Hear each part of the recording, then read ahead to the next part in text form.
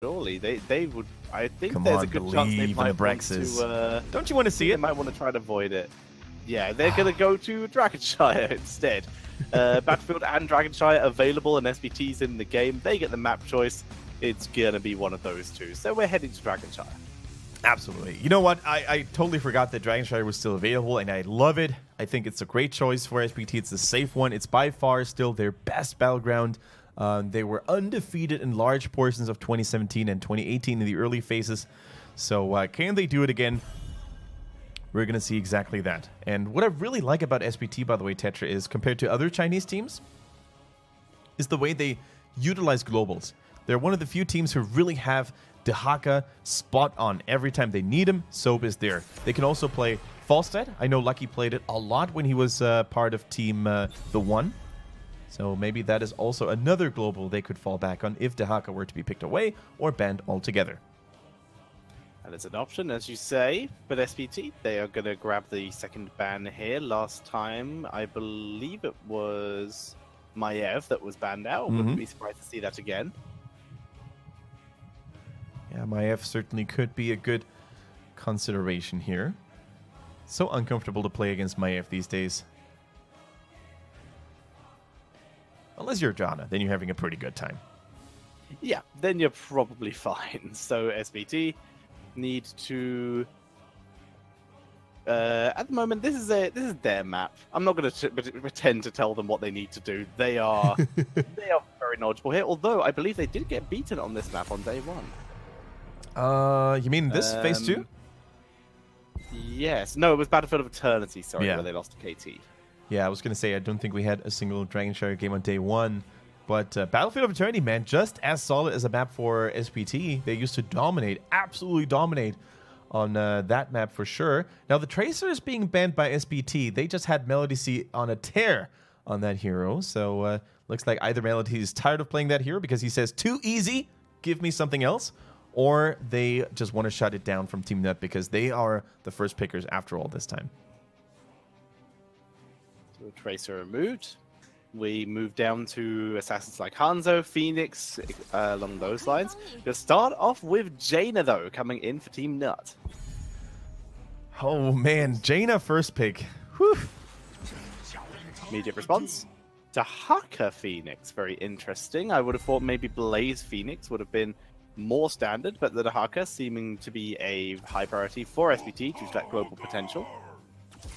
Okay, so TeamNut is opening they're opening like almost like Team CE, right? Super high priority on the Garrosh. We see a Jaina. We've seen a lot of Jaina actually on a Lufel for CE as well. So maybe they took a little bit of inspiration from CE. Whether that's a smart move in their current state, I don't know. But SPT, they're basically relying on their weapons, right? On the weapons they knew worked so well in game number 1. Soap is back on the Dehaka. Lucky, we see him on the webcam there. He's probably going to be back on that Phoenix, and I don't hate it at all. Now, what are going to be the slow tools that sometimes are needed to make that Phoenix shine, right? It's not like Lucky needed them last game, but it still would be nice to maybe see a Diablo for Misaka, you know, with a lightning breath. Maybe something along those lines. Maybe a Murden as well. It's just so cool to see Misaka back on his main tanks there all the time. It is. He struggled in the early game, but once we got to the mid stages, he was on fire, at landing the majority of his shots, keeping himself alive. Just did a really good job here. Hanzo's banned out. Sergeant Hammer is the response. Very cool to see. You have a Garrosh on your side. He can really struggle against Sergeant Hammer. He really struggles to get in range. So I really like that. Yeah, and I think it was yesterday when we saw Team KT with, you know, Timeless and his boys when they executed that Sergeant Hammer strategy against CE. None other than CE. Yes, you heard right. And they took them out 2-0 with a fantastic display. And CE looked so helpless against the Sergeant Hammer, right? They had the Johanna protection for Timeless. They had really solid healing with Decker Kane always dropping the potion near the Sergeant Hammer. So I like the fact that TeamNut seems to be respecting this potential opening or this potential route that SPT wanted to go for. So SPT, like you said, tanks are required. Misaka's been very keen on the Diablo recently. So there's a very high chance we will be seeing that. But no, we're sticking with Muradin again. We appear to have just jumped back to the old style, but added Decker Kane and the Phoenix in there. Okay, Decker Kane, while he doesn't have a lot of slows at his disposal, he can still catch a lot of people in his stay a while and listen, only to set up a beautiful combo for the Phoenix to hit as many people as possible with the Purification Salvo. And if Muradin is on top and, you know, lands a slow here and there, then that could certainly make for a lot of damage. Now, what I really think TeamNut needs is something like a Malthael. They definitely need a good soul laner. Malthael wins against the Haka. He's really good against Muradin as well. He's dropping the last rites at roughly 50-40% of a Muradin's health bar, and that dwarf is a goner. And I would really like to see this pick up. Let's see if that is going to be the case. Other options with neither T. Okay, so sorry, SPT having their solo laner. They could, in theory, go for some of the less common ones. Maiev can solo lane, but they're going to stick with Blaze. I don't like this. Malthael or something like that to burn through the Muradin. Yeah, I don't like this, Tetcher. I think Muradin is going to be able to do what he wants to in this game. Especially in the later stages when he gains access to Avatar, Stone Skin, Healing Static. What are they going to do him? Like, maybe silence him true with a Malfurion, but China doesn't pick a lot of Twilight Dream in the first place. They still like their Tranquility. And then Jaina? No, she's not going to have enough. The logic I feel here is to bunker up for Jaina, but they're relying very heavily on Jaina Maev's damages. And Maiev requires everyone to be grouped up. That might not be so possible. We will have to see. It's a risky, high execution comp for TeamNut. I'm not sure how I feel about it as well. I think I might be leaning your way as well and saying they might struggle to kill Muradin especially. Yeah. I'll have to see, though. Best of luck to them with it. As SPT, though, they need another damage dealer. Someone who can, Whoa! I don't know what I was going to say, but it definitely wasn't anything that would allude to that, as we do see the Zagara coming in. Double Zerg power on the side of SPT, but they already have a soul laner. They already have the Dahaka, so either are we going to see a 4-man Zagara rotation with pretty strong wave clear, or are we going to have Dahaka roam more than usual so Zagara can take over the soul lane? It is so weird, but SPT, out of all the teams, they should know what they're doing on this map, right? It's their home turf. They should, and they are the team that ran Zagara in the top lane for a couple weeks back, very early 2017 or late 2016, if I remember correctly. So very interesting seeing them bring that out here. I get the feeling they're going to try and maybe play it like they would a Sergeant Hammer and go for the siege, where you have Zagara basically with Deckard and Muradin perhaps. Then you have Dahaka top lane and Phoenix mid lane, because Phoenix can solo lane relatively safely. Is this going to be a Devouring Maw Zagara? Setting up for the Phoenix combo? Setting up for the Stay a While and Listen? I mean, can you set up for a Phoenix combo with a Devouring Maw? I mean, I guess you have to time it with them perfectly coming out. Yeah. I mean, I'm struggling to see the value of the Nidus Worm when you already have a Dahaka, but we're going to be a little bit wiser, a little bit more smart after a short moment here when we see those teams battle it out with TeamNut on the left-hand side and the Blues with No on the Maiev. We have FS on that Garrosh, Faye playing the Blaze Oasis on the Jaina, and Atui on the support on Malfurion. And on the right, it is SPT with Lucky on the Phoenix, Melody C on Zagara, Misaka on Muradin, Soap on Dahaka, and ZZH is playing the Deckard Kane. Melody C, the crazy mastermind behind the Zagara question mark? Or is it going to be a once-in-a-lifetime experience that is probably... Yeah. Oh, that is a 5-man push. Okay.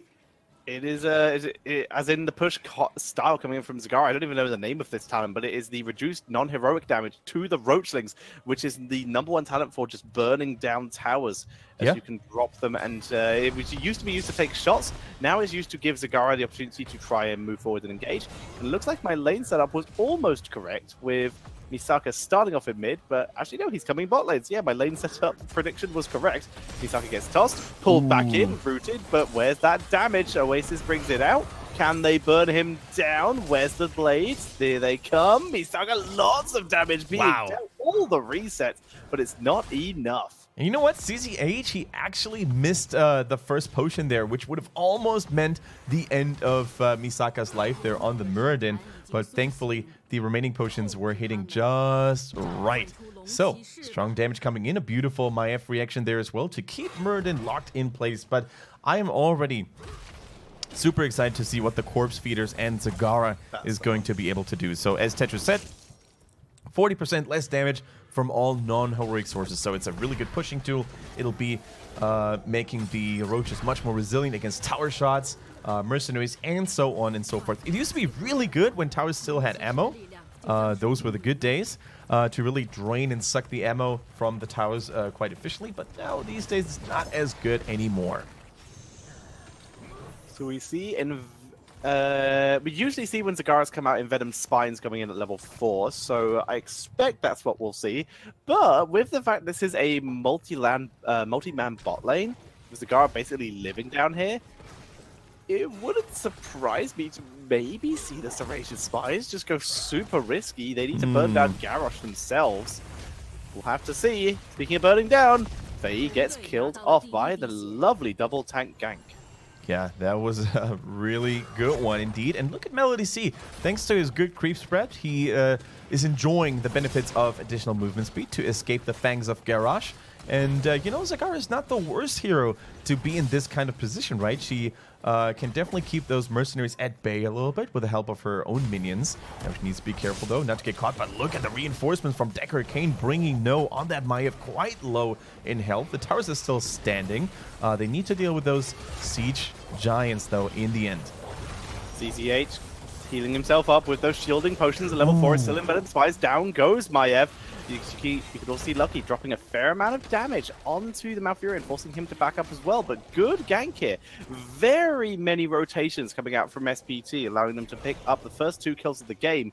The question is it worth it in terms of minion XP? Currently they hold the lead, but how long will that stay? As ZZH finds himself body blocked, as does FS actually, who's taking a lot of damage here. In comes Lucky for the attempted kill here. Where is the heals? Malfurion Moon fires for the save.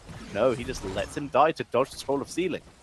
There we go, and I once again have to highlight Lucky's finesse here on those micromanagement moves on the Phoenix. He waited so patiently until Maiev had done the vault, only to switch to his ranged attacks, which, thanks to his level 1 talent, would hit even harder. So, knowing when to switch your attack mode on Phoenix and doing it at the right time will give you so much extra damage. And Lucky is basically showing everyone how it's done up to this point. Level 7 now available for SPT, and slowly but surely, the double Zerg combo in the bottom, in the top, is gaining momentum, is giving them all the XP they need. Zagara holding her level 7, but standard these days would be Bile Drop, due to the fact the Zerglings keep you too much of a risk when you are in lane, and that is in fact what we're going to see. Very difficult to stack, but it still gives the most value as is. Yep.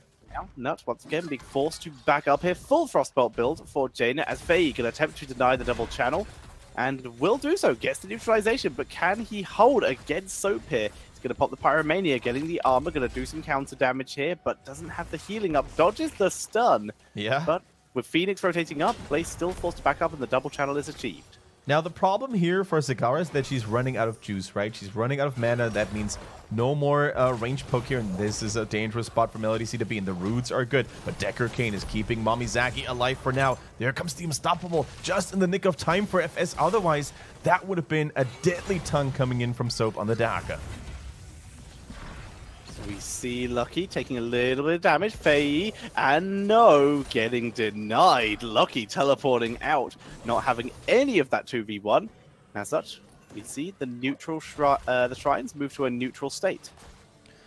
Alrighty then. So we see the Envenomed Spines, by the way, as you said, Tetra. Extra poison damage for the Zagara. Extra bullying potential as well to against anyone who dares to defy the Brood Mother. And at level 7, we see another Roach talent. So we see the Bile Drop. No slows on the Banelings. No additional Banelings, which has normally been the go-to this time. But the Bile Drop, you know, passively increases the damage of Infested Drop by 50%. And as a reward, if you know, you hit those battle drops on enemy heroes, you're going to get a little bit of extra damage. And the impact radius is increased too. Seeing the drag onto Blaze, who gets the stun onto Lucky. Does he have his teleport way. off cooldown anymore? No, he does not. He's getting targeted down. It's the damage coming out. No, it is not. The tankiness is too much. Healing from Deckard, saving the Phoenix there. Everyone else will be forced to back up. Blaze in trouble, but Garrosh into the fray and the toss. Saves and disengages. Jade is going for the channel. No way. Deckard Kane in range for the delay. No, he is not. And now Deckard being forced to back up. Misaka very nearly getting punched into the enemy base, but is able to get away. Yeah, that was just a picture-perfect channel there by Jaina, showing no signs of fear, fully committing to this, going all in, and it paid off. Now, mind you, after 6 minutes and 30, the Dragon Knight might not be the most powerful one yet, but it's certainly going to help TeamNut to stabilize, balance out the lack of XP that they currently have for level 10, and most importantly, it's going to buy them some time. So, really well played here. Nice rotations by them. The Dragon Knight could maybe use the Flaming Breath to also clear a little bit of creep spread. Speaking of which, look at how beautifully Zagara has done that. It's basically a black carpet on the floor, now providing so much vision. Now you've made me kind of want a movie star Zagara skin where the creep turns into a red carpet. As we do see, I had the exact same thought process, by the way. Good. This is why we cast together, because we think alike, as he says with an F. Thanks, brain. But we see the towers taken out. A little bit of XP gathered by TeamNut, able to get a little bit of comeback XP. With the Devouring more available, though, TeamNut desperately trying to avoid team fights for the moment until they could get their angle with that Warden's Cage, the Ring of Frost, and the Twilight Tree. All right, here we go. We see a lot of pressure now being applied onto the bottom half of the map. Dehaka, of course, can join at any given moment. There goes more Zerglings to fight the Knights. Misaka doing formidable scouting. Just needs to be careful dodging FS's Groundbreaker easily there. He could also jump over the wall just in case TeamNut wants to contest this, but they're not brave enough. They're not brave enough. Atui needs to be careful not to expose himself, though. FS moves forward, but immediately interrupted by Misaka, preventing him from getting tossed. In the meantime, Dehaka has just been left completely unattended in the top lane. He's just gathering XP at this point, which is just going to extend SPT's Devouring lead. Maw, by the way! Finally, Blaze rotates. Totally missed out on that. So they do go for the team fighting route on the Zagara. We touched upon this during the draft, ladies and gentlemen. We are seeing a Devouring Maw Zagara back in action. It makes a lot of sense because you already have the Dehaka and split pushing duty, which we've seen him do all game long. So they're trying to go for the ultimate combo. Devouring Maw into maybe the Deckard Kane to stay a while and listen, or vice versa, and then the full purification salvo on those trap targets. Let's see if it's going to work out. Nice Groundbreaker by FS, playing very aggressively forward. Here's the drag by Soap onto Valfurion, but Soap himself is very isolated. FS moving in, there's the bunker, nicely done, and the Umbral Bind does interrupt the sleep. Here comes the Purification Salvo, gets nothing thanks to the bunker. Devouring Maw only grabs Jada, bunker micros good, camp is stolen, Misaka is dying, might live, he makes it into his base, but the camp is still stolen away. Nice job by TeamNut. Yeah, really good invade there by the Nuts. I definitely thought this would be a fight in favor of SPT, right? But I think the Devouring Maw was not aimed very carefully. It only hit one person, as you said, and actually crippling the efforts of SPT to really contest this mercenary camp. But because of their good wave clear with Zagara, with Dehaka, I don't think this mercenary camp is going to be that much of an issue, but look at the immediate rotations as well. No 13 for TeamNut, but the Shrine pressure has been applied. Level 13 available for SPT, like you said, with the Shrine pressure on, though. TeamNut are able to try and get the counter onto Faye. Bunker micro. He's trying to find an escape route. Soap's a little too far forward here. He's given Blaze the escape route. Very interesting as Blaze charges away. I think that was a bit of a misplay by Soap, but ZZH is making up for it. Needs to get the body block, and they do. There's the kill. Nicely done. Yeah, that was so well played by Fee. You know, juking left and right, stepping out of the bunker to really confuse his opponents, and it almost worked out if it hadn't been for Deckard Kane and ZZH, who basically sealed the deal with a nice Sapphire to increase the slow of the next cube, and then, of course, lock the Dehaka down. Murden in trouble, Tetcher. He's getting locked down. The Malfurion route is good. Ring of Frost, but the sleep will give Muradin a chance to escape. Isolation onto Malfurion, but into the fray keeps him alive. Great job by Garrosh, keeping his support in the game as Maiev thinks about diving forward. Does dive forward. That was a mistake. Dodges the Stormbolt, though. No, survives. Maw only hitting on the Jaina. Do they have follow-up? I don't think they do. Banelings, a little bit of burst, but not a huge amount. Warden's Cage, Umbral by. They're trying to go for no here and no yet. Not Chunks. The silence interrupted the purification salvo, and Muradin is the one to fall. I am very surprised. I'm very surprised as well, but once again, that was the second interrupt on the purification salvo. I don't really know what caused the interruption in the first one, but Twilight Dream. The second one was Twilight Dream. Yeah, the second one, I believe, was Garrosh. Maybe, yeah, but either way, good job by the Nuts. You know, they interrupt Phoenix's most important DPS source here in those team fights. And once again, the Devouring Maw only hitting the Jaina when there wasn't even any follow-up ready, right? I don't think SPT was ready to collapse on the Jaina in the first place, so Melody C on that Zagara is not really getting the job done up to this point. Dragon Knight pushing in, putting the pressure onto mid. That will most certainly fall as FS takes a little bit of damage as anti-healing thanks to the Emerald. But once the Emerald expires, he will be healed back up to full as the Stormbolt is complete in terms of his stacks. It will now pierce, of course. Now, can they hold this? Dragon Knight is starting to become quite powerful here. Phoenix trying to chunk it down, so does Zagara. 16 is nowhere near for both teams, but if it was to be near, then TeamNut is definitely going to get it first here because of that tower XP. Misaka, furious, angry, jumping in deep, but there goes the Dragon Punt onto the Phoenix, kicking him wide away. And Dehaka doesn't even participate in that defiance. He is still chilling in the top lane. Yet again, Stay One Listen has to be used to defend and save Misaka. Here comes the Devouring Maw, though. Bunker immediately dropped for the defense. Maiev dancing in and out. The beautiful Twilight Dream has put Dehaka in a huge amount of danger. Where's the damage, though, to finish him off? Melody C getting zoned out. Spell Shield keeping him alive, though, as Jaina did drop a fair amount of damage. Good hold by SPT. I gotta give him credit for that. That was not an easy thing to do, you know. Given the fact that Dehaka was in the top lane for the most of the time, given the fact that Phoenix was punted away by the Dragon Knight. So TeamNut played this really well. But if they had gotten the kill on Muradin there as well, shout out to Misaka for staying alive. If they had gotten the main tank as a casualty or a takedown, then I think that keep might have been a follow-on. But as it is, the game is still pretty much even. Both teams sitting at 16 now, and Zagara actually, she is going for the Corrosive Saliva, which is another talent that we're not really used to seeing so much. When used against heroes, the Hunter Killer deals additional percentage damage, 2% of their maximum health. Blaze delivered to Misaka via Garrosh Air, but it's not enough for any kind of engage here. Just quickly, what is your time on? Because I think I might have had a lag in the break. Let's see. I didn't have a lag here. My latency is still 5.7, 5.8, close to 6. I'm a little bit behind you then. I will catch up to you. Okay, there goes the bunker, trying to intercept the keep aggro here. The shots are good.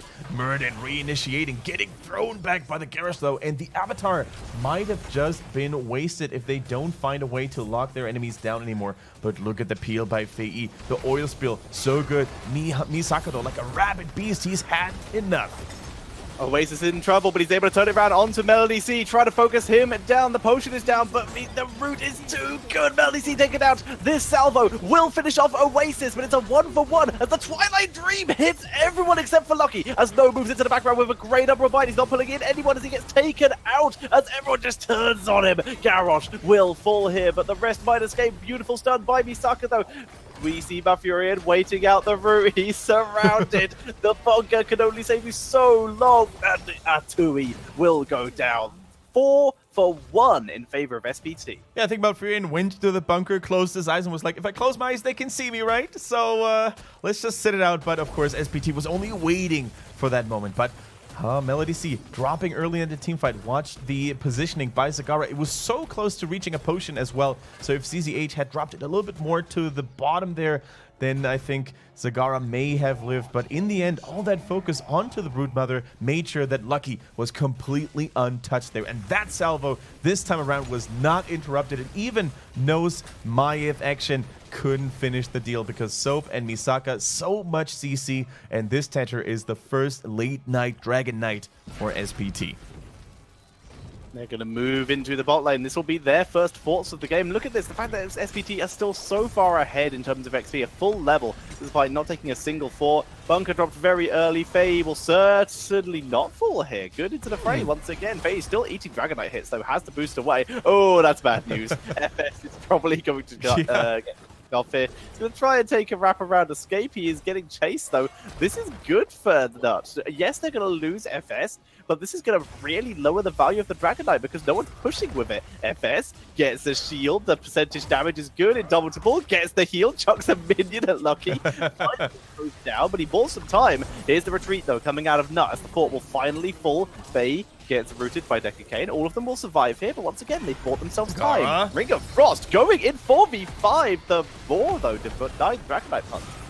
Yeah, here goes the Maw, only as a defensive tool this time around, though. And look at Blaze. He's absolutely getting evaporated by Lucky and the combined efforts of SPT. And there you can actually see how it backfired that Garrosh decided to stall it out a little bit more, right? If he had fallen right with his teammates, he might have actually been back for this defense.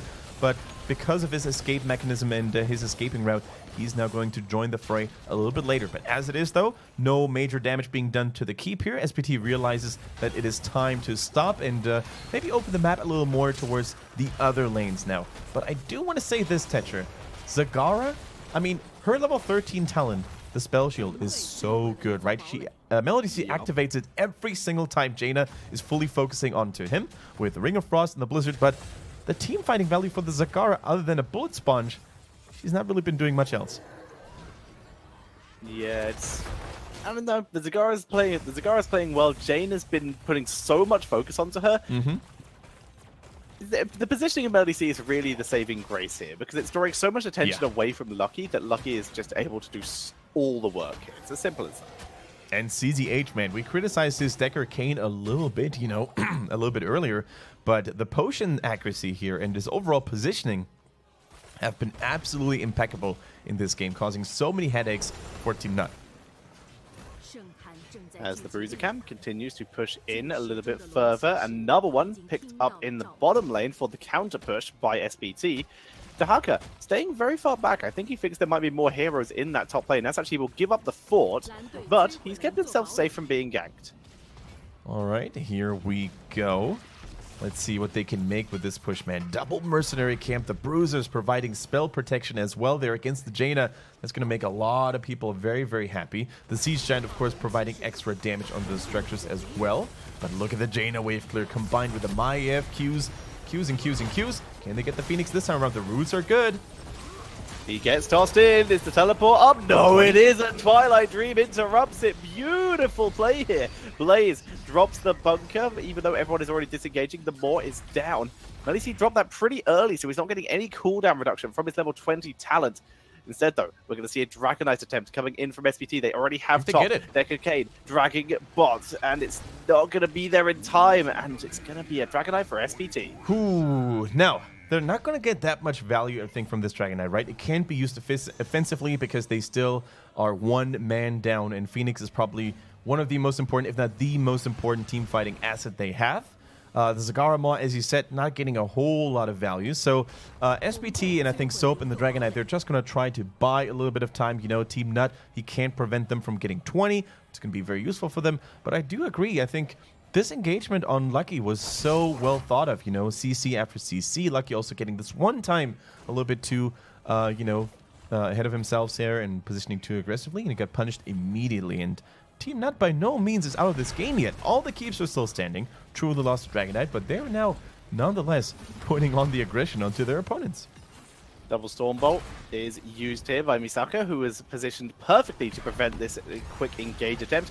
This is forcing everyone to port back here or run back as Misaka trying to prevent mount up. Middle keep is falling. Dragonite pushes in mid. Middle keep will survive, though, as the rest of the team does return quick enough to zone away the Dragonite. Nice vaulted ones to prevent the punt. Yeah, and really good attack there by Soap as well. As you can see that, guys, he only went for the tiny little wall piece there in the bottom, ignoring the gate, ignoring the towers to get to that keep as quickly as humanly possible. And he brought it down to, I would say, 75% maybe. And forcing a retreat of TeamNut, who were getting very aggressive themselves in the bottom lane. So we see a cute little stalling maneuver from Soap, but it's quite admirable, isn't it, Thatcher, to see how well TeamNut has managed to stay in the game. That it is. They're still alive. They have 20. They have all their keeps, and in fact, their keeps are healthier than SPT's. They're holding this together pretty well. It's only going to take one team wipe for, or even just 2-3 kills for Nut to just walk across the map and end the game with a bunker. All right, mercenary camp on the side of SPT now. The only objective left available, so TeamNut knows exactly where their opponents are going to posture up around here. FS showing no signs of fear. He's willing to maybe go in and engage. Nope. He's being zoned away by his alliance counterpart, Misaka and the Muradin. They end up getting those siege giants. Now they have double mercenary camp pressure. Look at the top lane. We see the bruisers doing their shady business, and we see the siege giants now unlocked in the bottom half. This is a pretty nice pincer attack that SPT could go for, maybe. As SPT just hang around in the bot lane for the moment, though. Being cautious. They don't want to try and throw away a victory. They still, even though it's level 20, they have a level and a bit lead.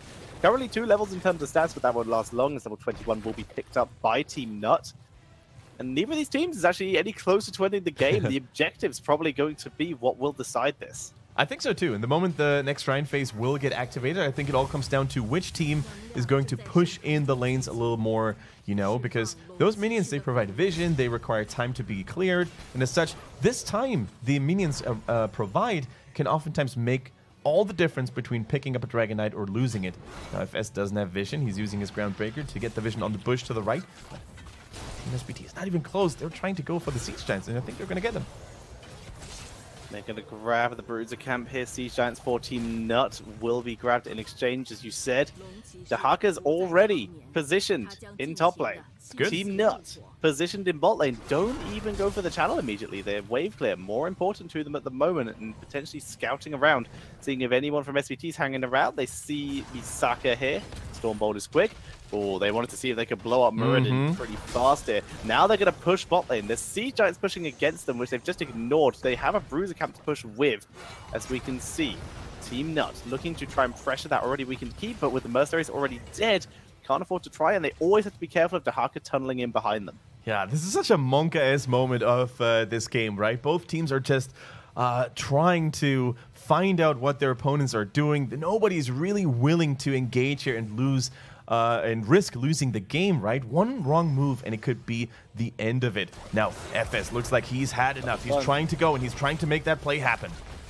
The stun from Muradin is good. Bunker is down. There's the drag onto the Malfurion. Down goes no Twilight Dream. Sorry, Contagion hits everyone here. It's a massacre. And are you kidding me? TeamNut get absolutely stomped in the team fight. Dahaka thinks about the Dragon Knight, completely forgetting they just won the game. We talked about the teams being so patient, you know, and stalking each other out, trying to find an opening, and then just when FS on TeamNut decided it's time to stop this, we want a team fight, we're China, goddammit, we want to make something happen, it just backfired so hard. SPT countered perfectly, once again lucky with a beautiful salvo. The maul wasn't even needed there. I think it wasn't even used there, and that's the core. Ladies and gentlemen, SPT takes it 2-0. That's how quickly you can lose a game in Heroes of the Storm. It all came down to that final team fight, and it was a little bit more beneficial. That for the side of SPT, that Dahaka tunnel in was absolutely perfect. Got the perfect drag on Malfurion, preventing him from getting in the bunker, and then the perfect contagion or isolation attempt just set up everyone. Beautifully done, and SPT take the 2-0. This puts them on a solid 8 points, 1 point ahead of KT, but KT still have a game to play today. Yeah, that moment when Soap went in there, made sure that everybody was focusing on him, spread that beautiful contagion, and then dropped everybody. It was just so wonderful to see here, and I really think SPT deserved this win, not only for picking Sagara, who's sitting at 100% win rate, by the way, just saying, but also, but also for, you know, just having the patience, just playing it smartly, using the global they had. And I think, once again, it goes to show how important a global can be on a map like Dragonshire. You know, not only did Dehaka capture shrines all over the place, he was also the one who thwarted any sort of, you know, top lane pressure, only to arrive in the nick of time. And I'm just happy that SPT, you know, is willing to go a little bit out of their comfort zone, just play a little bit of a different meta, different picks, and really overcome their opponents, and I like it. Agreed, agreed. So very nicely done, SPT, able to pick up the 2-0 victory there for 3 points. TeamNut, though, they looked pretty solid once we got to the late game there. They were able to hold themselves in the game pretty well, but there's still a couple little mistakes that for this team. Once again, a little bit of polish, and I feel very good about this TeamNut. I feel if they were to go to the Crucible, then I would be very, very shocked at this point. Yeah, it's already safe to say that regardless of the outcome of that last series, TeamNut is looking way more solid than, let's say, the RPGs, the A teams that we've seen play earlier, right? Would completely agree.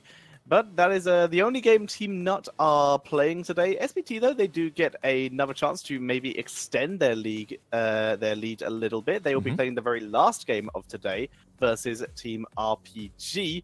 So they have time for a nice little rest. We still have, ladies and gentlemen, that was only our second series of the day. We still have 4 more to bring you. Yeah, I was going to say, both of those series were pretty good in their own respect, right? We saw probably one of the craziest endings I've ever seen in a Towers of Doom game in game 1 between A-Team and RPG. The second game was pretty good in its own way. Very high-class play, I think, on the Dragonshire there. Both teams, until the very end, stayed very focused and collected, and only one mistake then made all the difference. But I can't wait to see what the other games are going to have to offer. Before we go into a short commercial break, though, we're going to wait for No and his breakdown of some of the highlights that happened in this series. Who would be your MVP, by the way, Tetra? Who would you choose? Probably Misaka. I think he acted as a really good ward for his team a lot at the time. There were several opportunities in that late game, post 20 especially, where the game could have been easily lost by SPT if TeamNut had been able to get their engagement, and Muradin Stormbolts onto Garrosh especially really shut that down. They really did. And while I can't say that, you know, the Zagara Maws have been super efficient, you still got to give it to Melody C for making it work. I think his talent build in particular was a very interesting one. But hey, giving it to Soap, I think is just as fine, because he single-handedly demolished the entire backline of, you know, the Nut team here, spreading the contagion, coming in with that element of surprise. So well done, and as such, a well-earned MVP title. But yeah, once again, back to Melody C here. I think it takes a lot of courage, but also good adaptation, which Zergs are normally known for, to make it work. And especially that spell shield countered so much burst damage of the Jaina, because he ended up getting caught, but because of his smart talent build, it didn't actually punish him as much as it would have otherwise. He had good burst follow-up with his full Roach build in terms of damage. He had the Corrosive Vial, which gave him a little bit of Garrosh counter damage, and he had a good teamfight heroic in the form of the Devouring Maw. Overall, in terms of the build he did in that game, I felt very good about that one. Yeah, I think so too. It's not the standard Zagara build by any means, but the way he built it made sense in that particular game. Looks like production now has No cover. They're showing us the first highlight of the game here. In game number 1, it was on Cursed Hollow, both teams sitting at level 12 here. And I wonder what highlight that was. There were so many of them, to be honest. Yeah, this is something to do with Decade Sleep, apparently, with the Purification Salvo also being highlighted. What happened in this? Not sure. What we can definitely see in this situation here is that both solo laners, both global heroes with ETC on the stage dive, and Dehaka, of course, they're in their respective side lanes. So I wonder who's going to pull the trigger first and, you know, try to reinforce the team fight. The fact that he crossed out ETC probably means that he's no longer with the team right now, so there could be an opening for them to engage, especially since FS here, by the way, and the Johanna is just about to trickle in, just about to arrive. Yeah, Johanna's just off target, a little bit further back, as we could already see a little bit of pressure being applied to Misaka. This was by both No and Oasis here. Both of them tried to just drop a little bit of damage here. And EGC does have stage dive available. So they're gonna put this forward, and Misaka, right? He smells the opportunity. He's going in on Oasis right now. The Greymane, we mentioned this. Greymane is always a hit or miss hero. If you are the aggressor, then I think you can definitely make those big plays. But if you're engaged upon by, let's say, a Muradin who stuns and slows you down, you could oftentimes be a golden target for the rest of the enemy team to fall back on. So ETC completed his proc rock here, by the way. That's probably why he didn't join immediately. That's probably why he wanted to wait a little bit longer. But here goes the salvo. Very close to the Janna, though. It wouldn't surprise me if she interrupted it. And there we go. She did interrupt it indeed. That was the laser, not salvo. Oh, sorry. My mistake then. I thought it was he probably did use salvo. No, still struggling with the miracle of modern technology. Hit the touch screen format. Oh dear. Oh, we're back. We back? Someone tell? We back? Okay. We back. Hooray. It's the same play, though. This is the same play. Oh, maybe it wasn't done yet.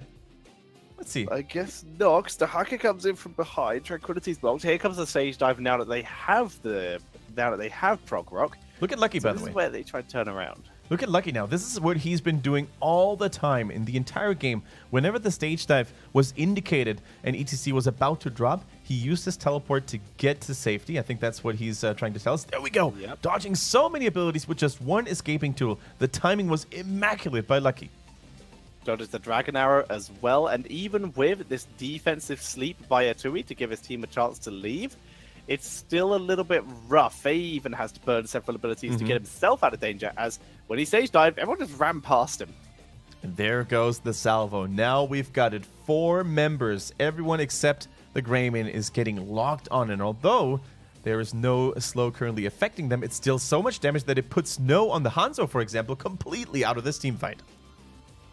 Yeah, and everyone is forced to back up here. I believe they get one more kill, and it is on to no thanks to Tracer just diving deep. And now we jump to game number 2. Or are we done?